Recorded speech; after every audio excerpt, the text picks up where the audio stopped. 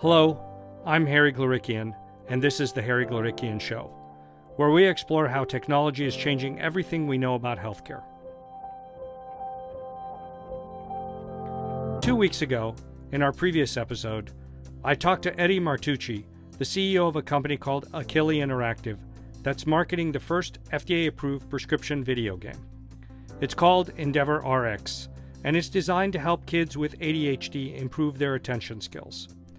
It's one of the first examples of what some people are calling digital therapeutics. And this week, we continue on that topic with a conversation about robots rather than video games. My guest, Paolo Pirjanian, is the founder and CEO of Embodied.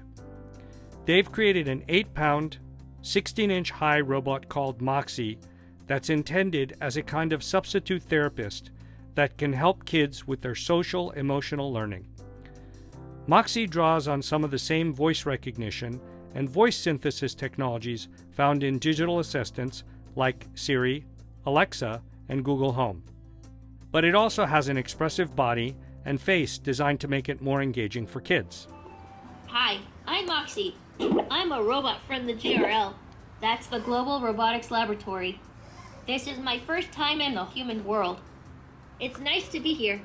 Oh, where is here, exactly? It's a pretty big world for a little robot. Moxie hit the market in 2020, and parents are already saying the robot helps kids learn how to talk themselves down when they're feeling angry or frustrated, and how to be more confident in their conversations with adults or other kids. But like Endeavor RX, Moxie isn't inexpensive. The robot has a purchase price comparable to a high-end cell phone, and on top of that, there's a required monthly subscription that costs as much as some cellular plans. So it feels like there are some interesting questions to work out about who's going to pay for this new wave of digital therapeutics and whether they'll be accessible to everyone who needs them.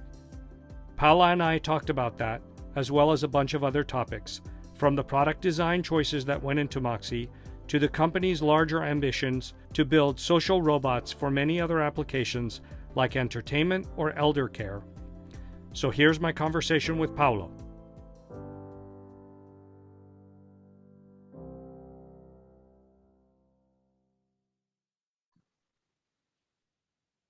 Paolo, welcome to the show. Thank you, Harry, for having me on the show. So, Paolo, you're the co-founder and CEO of a company called Embodied, and you guys are in the field of, and I'm going to call it educational robotics. But this is not your first robotics company, right? Can you start by filling in listeners about your history in the consumer robotics field? Absolutely, yeah. So I actually got my education in Denmark. I got a PhD in AI and robotics, and then moved to the US actually to work at NASA JPL, which was a childhood dream job. Shortly thereafter, I got approached by Bill Gross of Idea Lab, who started one of the earliest incubators, who wanted to start a robotics company. So I joined that company as the CTO originally, and then eventually became the CEO. We developed visual SLAM technology, which is a vision-based, camera-based ability for a robot to build a map of the environment and know how to navigate in it autonomously. That company in 2012 was acquired by iRobot, and we integrated that technology across Roomba and the other iRobot portfolio products to allow them to be aware of the environment and know how to navigate around the home, primarily for cleaning the floors.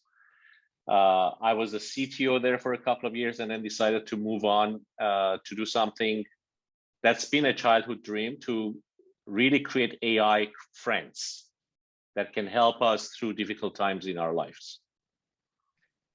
One of the projects you worked on, and correct me if I'm wrong, was the Sony's Aibo robot dog, right? It's not necessarily educational, but it was aimed at kids. So what sort of drew your focus on robotics for education and socialization, I want to say?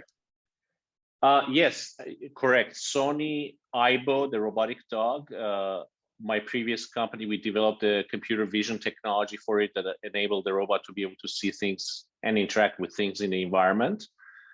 And it was an amazing product, actually, the Sony Aibo. And I've always actually had interest in, let's call it mental health. And of course, my craft is AI and robotics. And so after my last company was acquired, I decided the timing is now to go pursue that childhood dream of creating robots that can actually help us with mental health challenges. So we don't categorize ourselves as an education in the strict sense because we do not really focus on STEM education. Right. We focus on, for children, the first product is for children. It's called Moxie, and it's helping them with social emotional skills learning, which in layman's term you could describe as EQ, emotional intelligence skills, versus IQ, which are more related to STEM type education. Yeah, and it's supposed to complement traditional therapy, if I was reading everything correctly. Exactly. We don't believe in replacing humans in the loop. We want people to be treated by humans, but given the shortage and cost of mental health services, there's always room for complementing that with AI and other technologies, and that's what we are doing. So if I ask the question, is Moxie more like a toy that's supposed to be fun, or is it a tool that's supposed to be therapeutic or correct some, help a child that's using it, or is it both? It's primarily a tool to help children with social emotional learning, things that you would go to a therapist for. The analogy that I use that may be helpful here is really Moxie is a tool to deliver therapy to children, but we have to make it fun enough for the child to want to take that pill. So in a way, if you use pharmaceutical as an analogy, a pill usually for children is sugar coated because you want them to take the pill to deliver the medicine to them. So the same way here, Moxie has a lot of fun activities and interesting things that attract the child to want to interact with Moxie. And then during those interactions, Moxie will find the opportunity to deliver techniques and therapies, for instance, to teach the child about mindfulness, teach them about emotion regulation, teach them social skills, to teach them about empathy and kindness, talking about your feelings and so on.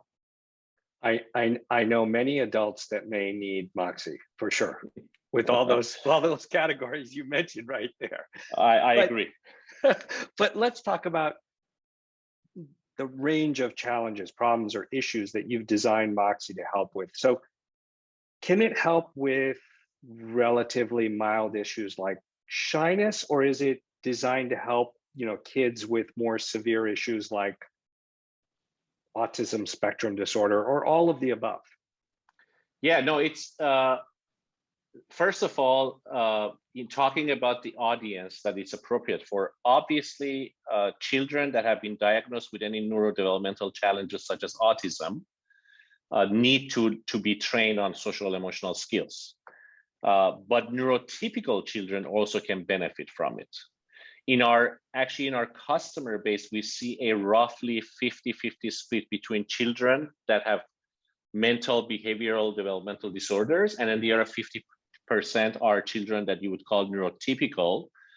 But yet, we know even within neurotypical children, they have to deal with things such as stress, anxiety, sometimes even depression. COVID obviously did not help. It exacerbated a lot of mental health issues for every child, including adults, by the way, as you pointed out. So, and these techniques and tools that you use from therapy are really the same independent of the diagnosis. Now, some children may need more help with social skills. Let's say if there's a child on the autism spectrum they may not be very comfortable making eye contact, which is an important social skill to have when you're interacting with someone. You want to look them in their eyes.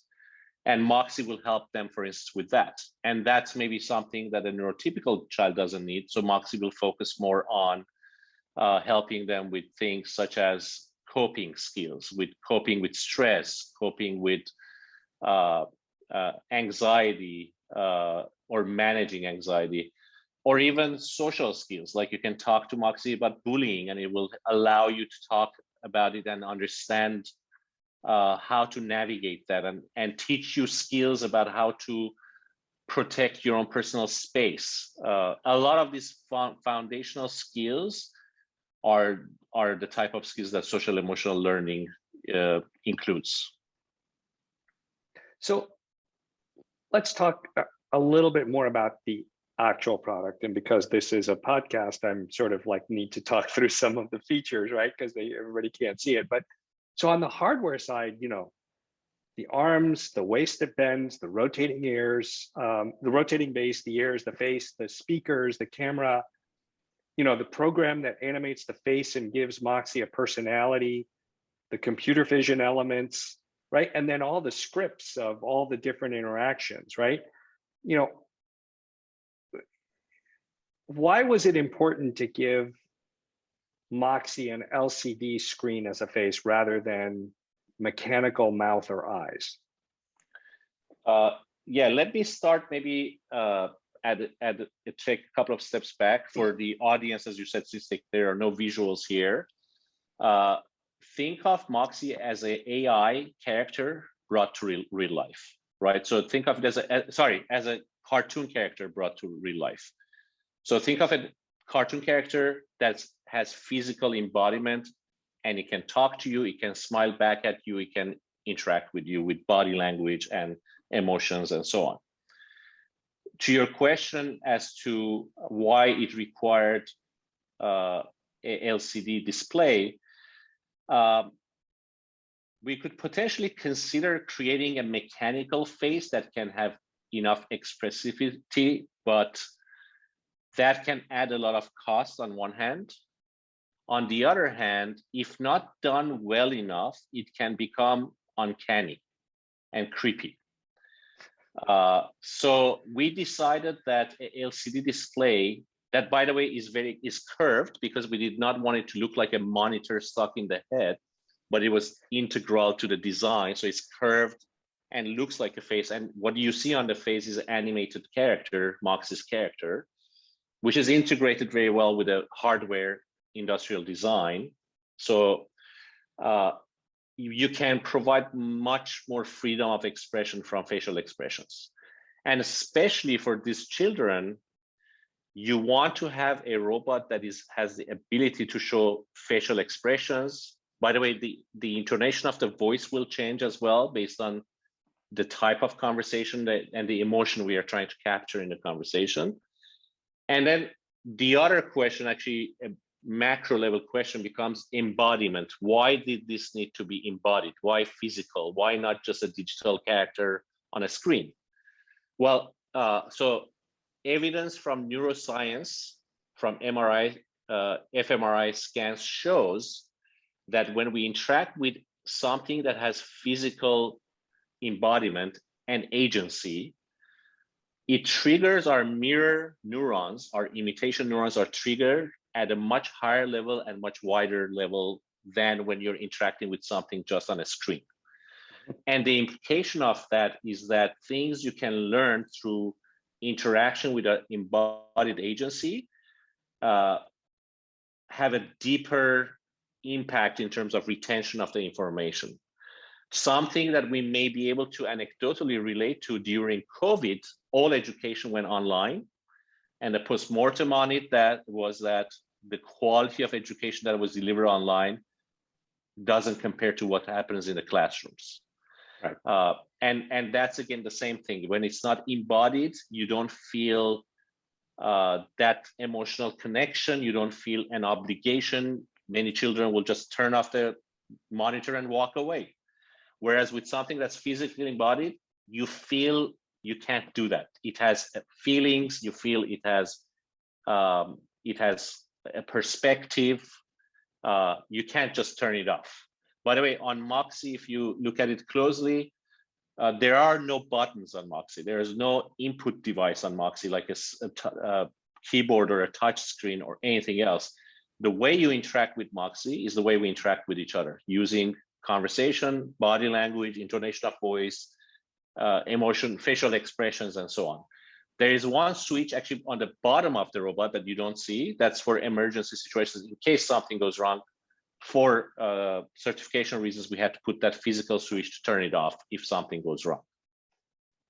So, not having played with it, is Moxie's voice, and only watching the video online, is Moxie's voice synthesized like Siri, or is it pre-recorded? Like, how does it sound? It's synthetic, yes. Okay. So yeah, so we cast the character of Moxie, decided what this character stands for, what are its values, what is its background story, and then based on that decided the voice of Moxie, what it should be.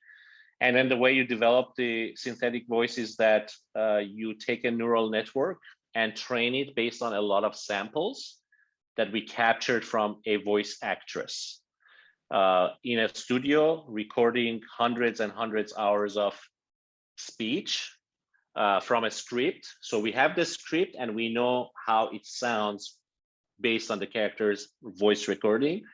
And that gets fed into deep neural network that is trained over and over again until it models that voice, so that later I can just give it text and it will generate a synthetic voice that sounds exactly like that character. And then Moxie seems to emit a lot of sound effects and music. Does that element enhance the product somehow? Yeah, so we can underline mood and so on with sound effects or background music. For instance, one of the activities Moxie will suggest if the child is talking about things that have to do with stress and so on is a mindfulness journey, where it will ask you to close your eyes, imagine you're in a forest or other places as well. There's a library of them. Let's say you're in a forest, listen to the wind, and then it will start playing some sound effects in the background and the calming music to get the child to imagine they are in that space. For some children that have high sensitivity disorders to certain stimuli like sound, the parents can actually, through a parent app, provide that information, which will adjust the settings. In that case, Moxie will actually not use sound effects or any jarring effects that may disturb that child. Interesting. So, simple question, but is it battery operated? I mean, how long does it last on a single charge? Does it plug in? Yeah, it's battery operated because the child usually likes to move it around. You carry it around almost like a baby on your arm. If you remember the days where we had young babies. It is literally, ergonomically, it sits exactly right on your arm very nicely. And it has a battery that can run 4 hours of active usage. And then at night, usually like your cell phone, you plug it in and it charges overnight.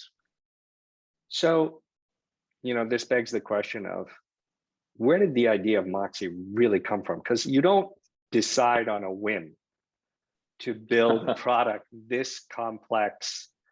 How did you persuade yourself and your investors that the technology is at a point where, it could really make a difference with kids, that are, have social, emotional development issues?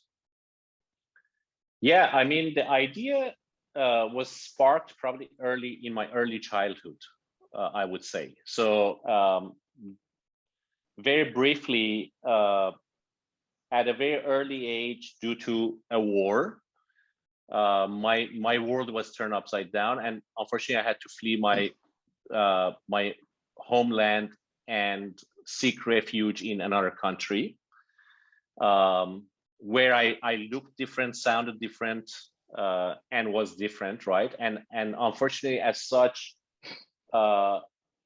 you do get rejected sort of by the society. You have a harder time in school.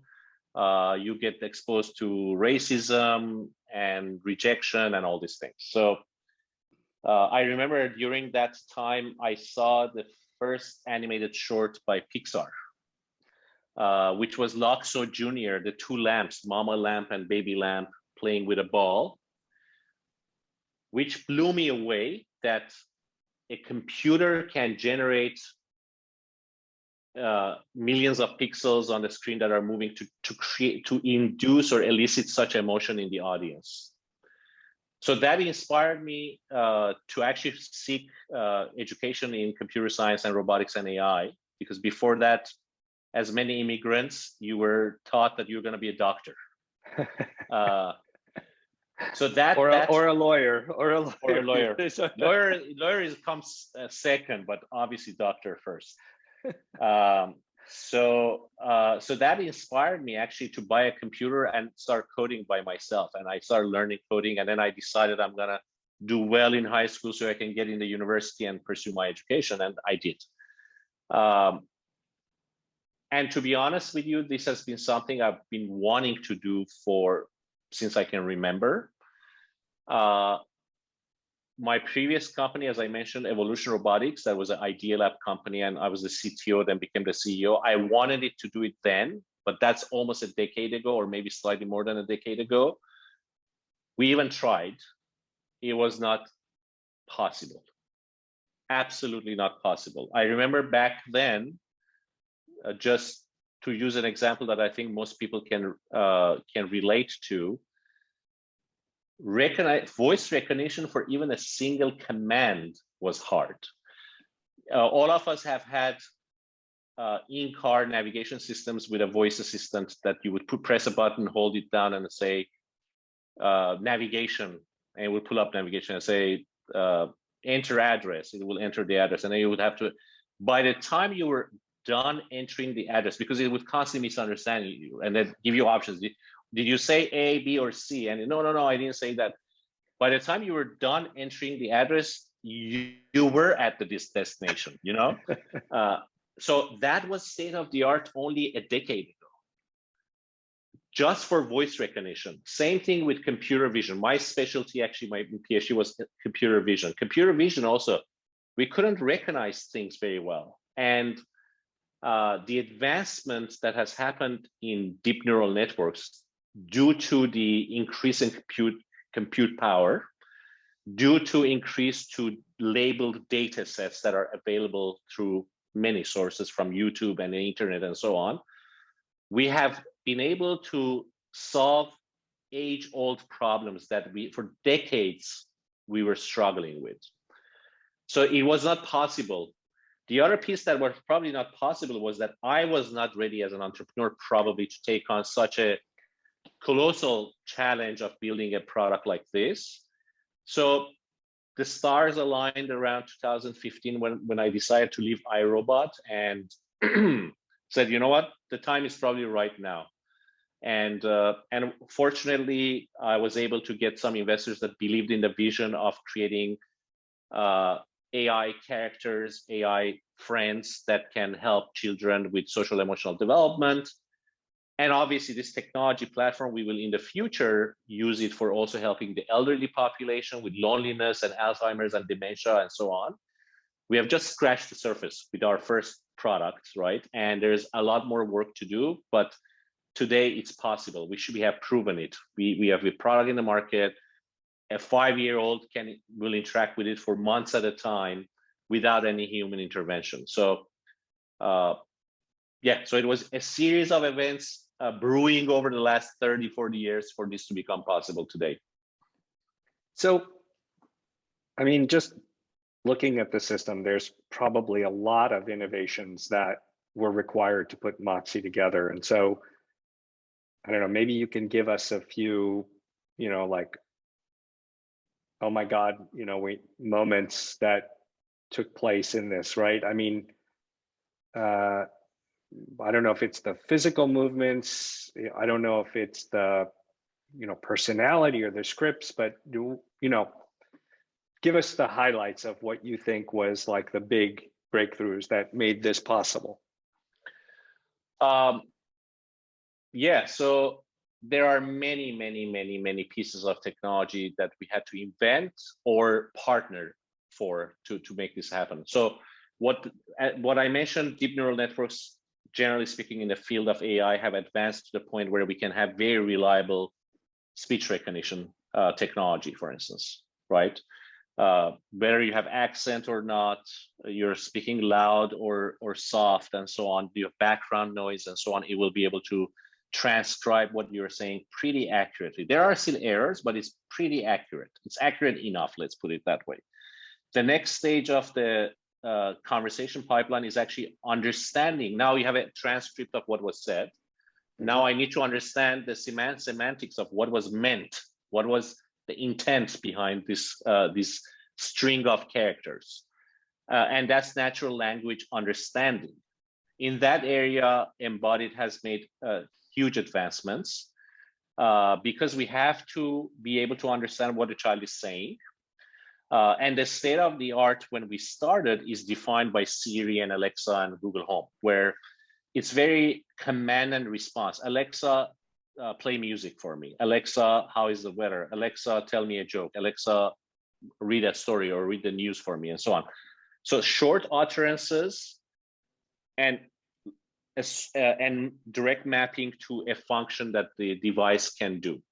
Whereas in our case, it's not about this transactional command and response, it's about relation and social interaction. So the child, Moxie will actually ask and encourage the child that says, so how was your day today? There is no way any human being can script all the possible answers that you could expect to hear, because you could basically say anything possible to that question. So we had to develop natural language understanding that can understand what was said, no matter what was said, and provide a relevant response. Because if you don't, if the robot says something that's absolutely not related to what the child wanted to talk about, then children get disappointed and say, well, this thing is a dumb robot, it doesn't understand me, and they will dismiss it, right? The illusion of intelligence breaks away very quickly as soon as you misunderstand or say something off script, let's say. So we had to develop a combination of systems to be able to address that. Another major challenge, this was actually much bigger than I thought. We spent a lot of time on this challenge to solve. Again, it has to do with interaction. Using Alexa as an example also, and Siri as well as Google, they all have this notion of a wake word. Hey Google, hey Siri, or Alexa.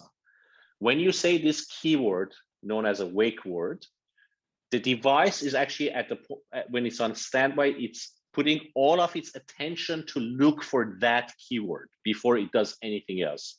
So as soon as you say it, a couple of things happen. It's almost like turning on a switch to say, I'm gonna speak, right? So number one, you're telling it, I'm gonna say something now. Number two, as soon as you have said that phrase, these things have multiple microphones on them, a mic array. The mic array allows you to be able to beamform and focus your attention on the location from which you heard this phrase. With doing that, you can also filter out anything that's in the background. So you focus the attention of the device on that location of the user that said Alexa. And then you say a phrase, and then it processes and executes the action. In our case, in social interaction, it will not be appropriate if you had to say Moxie in every volley of the conversation. Like every time you want to say a sentence to me, you would start by saying Paolo, and I would look at you, and then you would say something, and then I would stop listening again, and then you say Paolo for every sentence, right? That would be a very awkward social interaction. So we had to solve that problem. It's a tough problem to solve. And we used a combination of cameras to know where the child is, the voice, where it's coming from, and what was being said to focus the attention of Moxie on the person that's engaged with it, so that Moxie doesn't respond to the TV or mom and dad that may be having a conversation on the phone over there. And it filters all of that automatically. without the need for having a wake word phrase. And I can go down the list. There's many, many more, but these is just examples of the type of things we had to solve. So, I think some people might make the argument that kids should really be learning their social and emotional skills from other human beings, or from a parent, from a teacher, from their peers, maybe their therapist if they have one. How can a robot fit into that picture in a healthy, productive way? How would you respond to the potential criticism, which I'm sure you've heard before, from a parent who buys Moxie for their kid? Are they offloading their parental responsibilities? That's an absolutely valid concern and good question to ask. And obviously, even before inception of the company, I personally myself was thinking about this because there is a contradiction in saying that a child that is not very good at social interaction, let's put them in front of a robot, they'll get better at it, right? There's a contradictory element to that potentially, right? Yes. So let's put it this way. In the extreme case, what if the child does not have the ability to have interaction with their peers, right? So they do not get the opportunity to interact with other peers from which they're actually learning to hone in their social skills. Well, that happened during the pandemic. There's a huge mental health crisis happening in the US now that will take years for us to address. That was because children were locked in the home without the ability to socialize with our children because of worries about getting COVID, right? So now the pandemics are rare events that hopefully don't happen that often. But now let's put ourselves in the shoes of children that are, for various reasons, are not successful in providing social interactions. An extreme case is a child on the autism spectrum that does not have the right skills to have social interactions nor interpret social cues in a conversation. Let's say if you're annoyed at someone on the spectrum, it's likely that they may not even understand that you're annoyed at them, and they may keep saying the same thing or doing the same thing that's going to make you more and more agitated. Or the other end of the spectrum, which is not as severe, my example, when I was a child and I lived in a foreign country where I was different, I had an accent, I looked different, I came from a different cultural background, and other kids didn't want to play with me. And there's everything in between, right? Mm-hmm. So then what do we do? Well, you can have therapies, and that's what we do. There's a massive shortage of therapists. If you have a child, usually the way this works is that your school teacher will come and say, we think your child may be on the spectrum, or your child may have ADHD, or your child have some other neurodevelopmental challenge. You should get your child diagnosed. Okay. Hopefully no one has to try this. The waiting list for getting diagnosed is minimum 6 months. Minimum 6 months. And that's if you have connections and good providers and all these things. While imagine for 6 months in your mind as a parent, you're like dying. What the hell is going on with my child? I gotta figure this out quickly. Once your child is diagnosed and you spend $6,000-7,000 on that, then you gotta find providers. There's a huge shortage of providers. And even when you get to the providers, there's a massive cost associated with it. So typically, children on the spectrum, as an example, get diagnosed at the age of 3 or so, ideally, actually, because the sooner you can intervene, the better the outcomes. Right. And when they're diagnosed, they will be recommended to seek 20 to 40 hours of therapy per week. 20 to 40 hours of therapy per week. Insurance. You're not doing anything else. No, and many times schools are supposed to provide it, but you have 1 or 2 special needs teachers that have to deal with the whole population of kids on the spectrum in their school, as an example. So they're not going to get 20 to 40 hours per week. The cost of therapy is super expensive. Insurance, although, has to pay for it. Nowadays, they're mandated to, but the cost still adds up. On average, a family would spend $27,000 out of pocket per year, even despite insurance coverage. So not everyone has access. And also, if you live in rural areas and so on, you don't have access. So why not have a automated system that can do this? At least fill in the gap, right? We think of Moxie as a springboard to the real world. So we want to use Moxie as an opportunity for the child to open up to Moxie, use that as an opportunity to teach them a number of techniques for how they can be more successful in social interactions. And then Moxie will actually encourage them to go in the real world and experience these things and come and tell it about how it went. So we use Moxie as a springboard to the real world. There is another phenomenon that happens, and I don't know how to describe this. You may actually have more insights in neuroscience than I do. Children, especially children that have neurodevelopmental challenges, open up to a robot like Moxie better than they do to humans.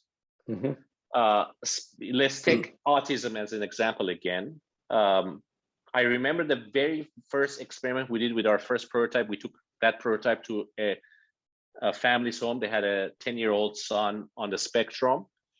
And we put Moxie down. At the time, we did not have the AI yet. It was the robot remotely controlled by one of our therapists on an iPad. They would type in what the robot should do and say. The child immediately opened up and start talking to Moxie. And if you look at that child, you say, and as a matter of fact, I asked mom, I don't see anything wrong with your child. Why do you think he's on the spectrum? And he says, well, you have to see him how he treats his peers. He doesn't open up to them. He doesn't want to talk to them. When he comes home from school, it takes me, mom, a couple of hours to find, quote unquote, my child, tuning into the channel. So they shut down. And there's a few reasons for sort of, I think, anecdotal or maybe rational reasons to why that is. One is that children that are on the spectrum, they completely understand feelings and emotions and so on. They are not very good at expressing themselves or showing their feelings, but they understand if they're being rejected or teased out in a conversation and so on. So they shut down.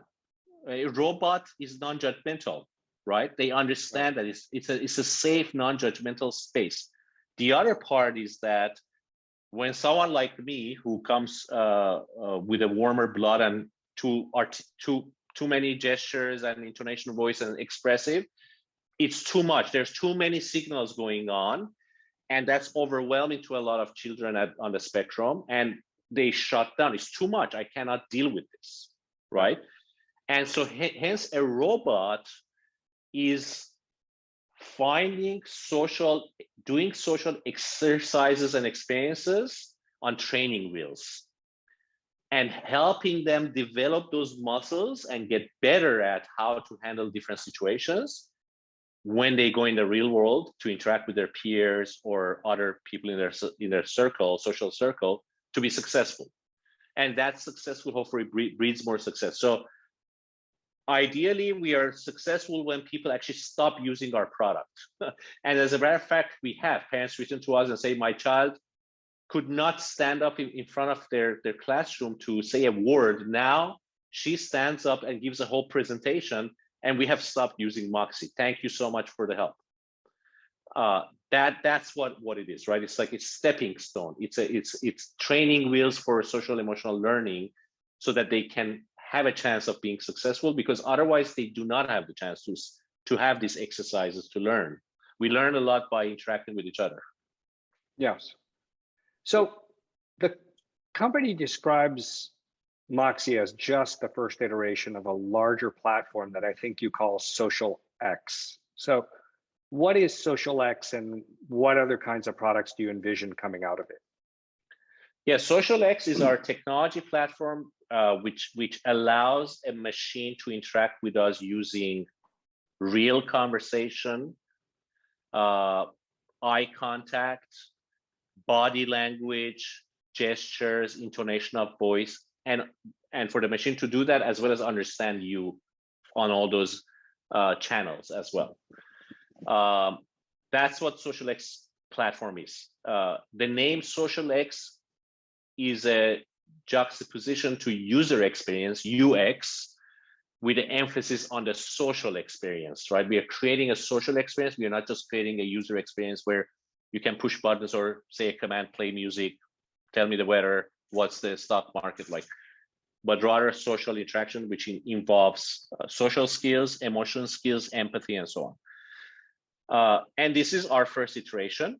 It's gonna get exponentially more advanced with every single user we add to our customer base allows us to improve SocialX because the data and the interactions that we can experience allows us to keep improving our algorithms to get better and better and better. So we decided to start with children because they're the most vulnerable in our society, and we thought that's where we can have the most impact. The other end of the age spectrum, where we become vulnerable again, is when we are aging, right? And mental health is extremely important for aging people, and loneliness leads to a lot of mental health challenges that lead to a lot of physical challenges. We know this. The Surgeon General of US said a couple of years ago that loneliness for elderly is equivalent to smoking a pack of cigarettes in terms of the health implications it has. And it's true. Again, during COVID, a lot of elderly that were alone suffered massively because they were high risk for COVID. Even my mom, who lives 5 minutes away from me, I didn't visit her for a few months until we sort of figured out that we think we know how to handle COVID, so it was safe to meet each other. It's extremely difficult. So that's the other end of the spectrum that we intend to address. And then in between, every age group in between that, from your teens to your aging, every person in their lifetime deals with mental health challenges. As a matter of fact, US population, 17% of the population at a given time deals with mental health challenges, stress, depression, suicidal thoughts, and so on. And having a life coach that can help you through these difficult times, we believe can have a huge impact. So eventually, with those three pillars, we will be able to help the entire population. You can go beyond mental health, which is what we are focused on, because that's where we think we can have the biggest impact. You could imagine you go to Disney park and you could have an interactive Disney character coming up to you that's not a person inside a suit, but it's actually an animated character that's walking around and talking to you and entertaining you. You can imagine going to a hotel lobby where your intake to the lobby will be serviced by a interactive character, AI character.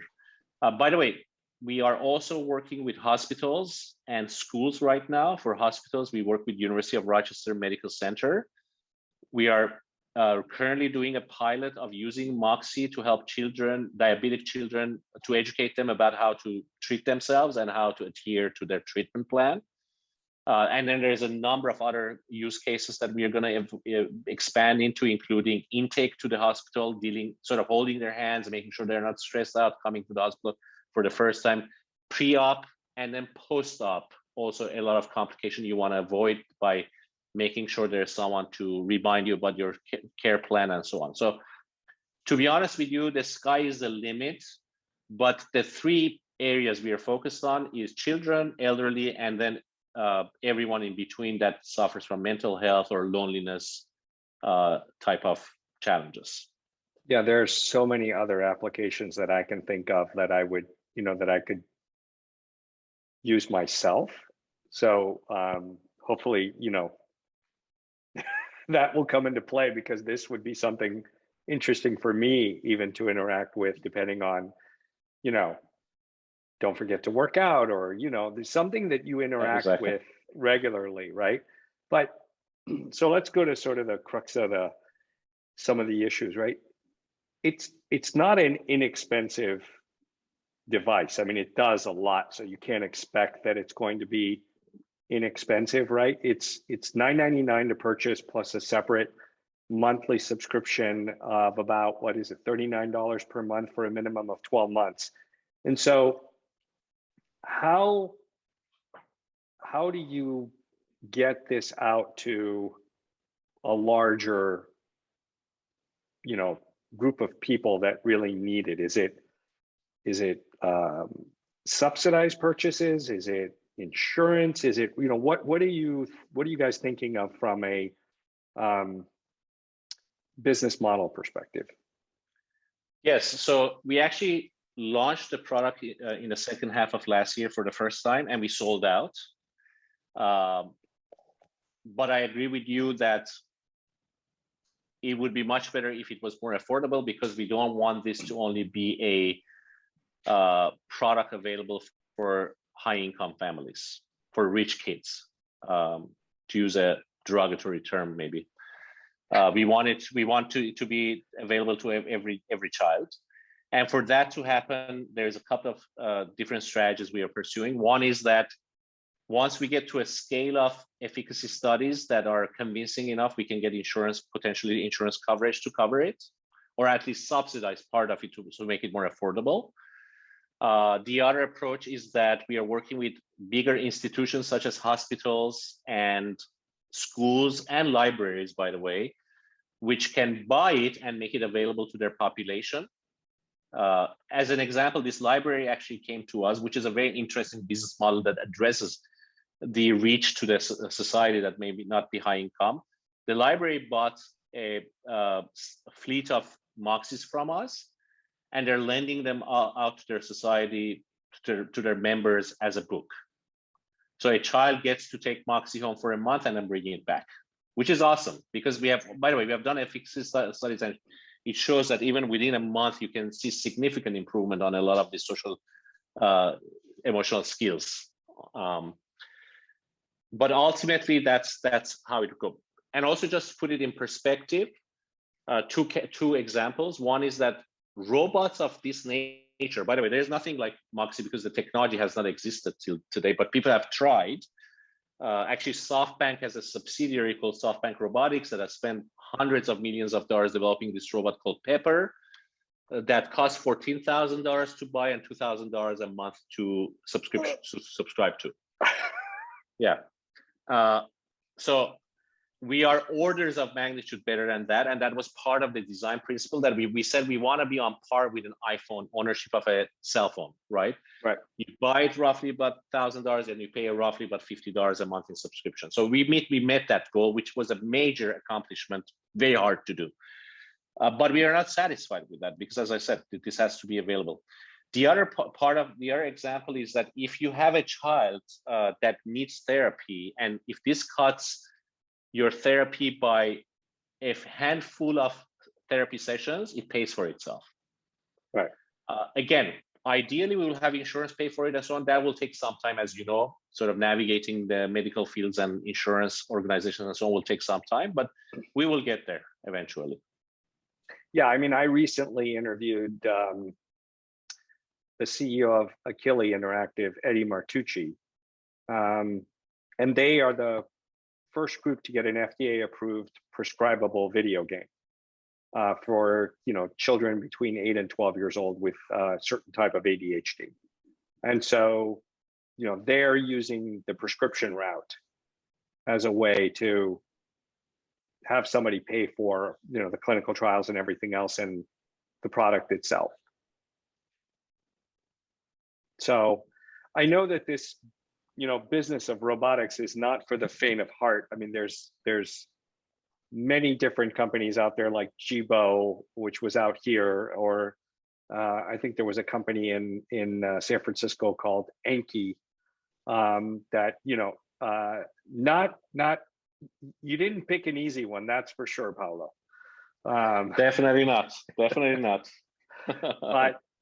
But I wish you incredible luck. I mean, this thing sounds so exciting. I mean, it brings out like the Star Trek-y guy in me and wants to interact with it and have it do certain things or say certain things, or maybe even like interact with my wearable and be able to see something and then make a comment to me as I'm using it. So I can only wish you incredible luck and success.